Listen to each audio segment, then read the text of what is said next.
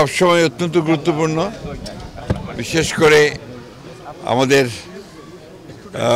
হযরত শাহ জালাল হুজুরের যে এখানে দরগাহ শরীফ, হযরত শাহ পরানের এখানে মাজার, আমাদের দলের নেত্রী দেশনেত্রী বেগম খালেদা জিয়া সবসময় সেটাতে আসলেই তিনি আগে দরগা জিয়ারত করতেন।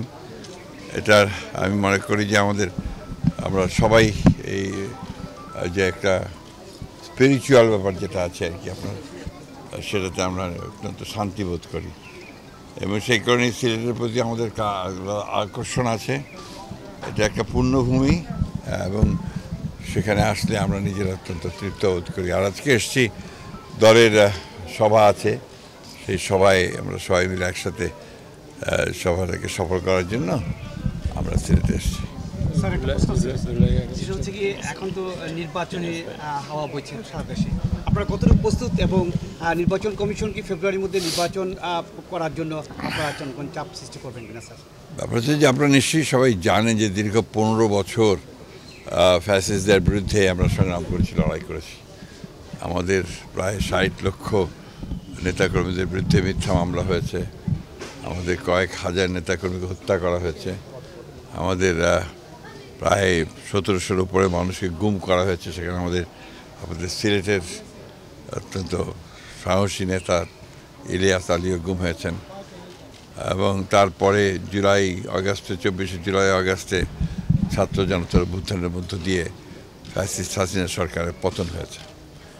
সেই পতনের পরে আমি একবার একটা ব্যক্তিগত প্রোগ্রামে এসেছিলাম, তারপরে রাজনৈতিক কর্মসূচিতেই প্রথম আসা। সেই কারণে এটা আমাদের কাছে অত্যন্ত গুরুত্বপূর্ণ।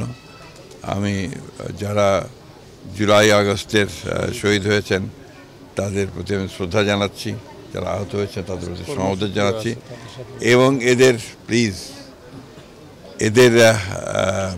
15 বছরে যারা অনেকেই শহীদ হয়েছেন, আহত হয়েছেন, সকলের প্রতি আমার পক্ষ থেকে, দলের পক্ষ থেকে, দেশের বেগম খালেদা জিয়ার পক্ষ থেকে এবং আমাদের নেতা তারেক রহমানের পক্ষ থেকে তাদের প্রতি আমাদের শ্রদ্ধা, সম্মান এবং আমরা আমাদের সহানুভূতি জ্ঞাপন করছি।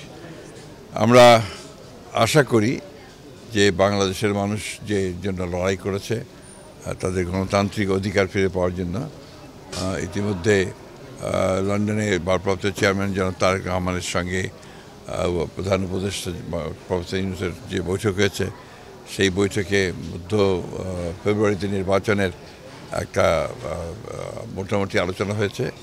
আমরা সবাই আশাবাদী যে এই নির্বাচনের মধ্য দিয়ে দেশ জাতি গণতন্ত্রে ফিরে যাবে এবং জনগণের যে গণতান্ত্রিক অধিকার সেটা প্রতিষ্ঠিত হবে এবং যেটাকে আমরা বলি যে রাইট ট্র্যাকে দেশ উঠবে বলে আমরা বিশ্বাস করি।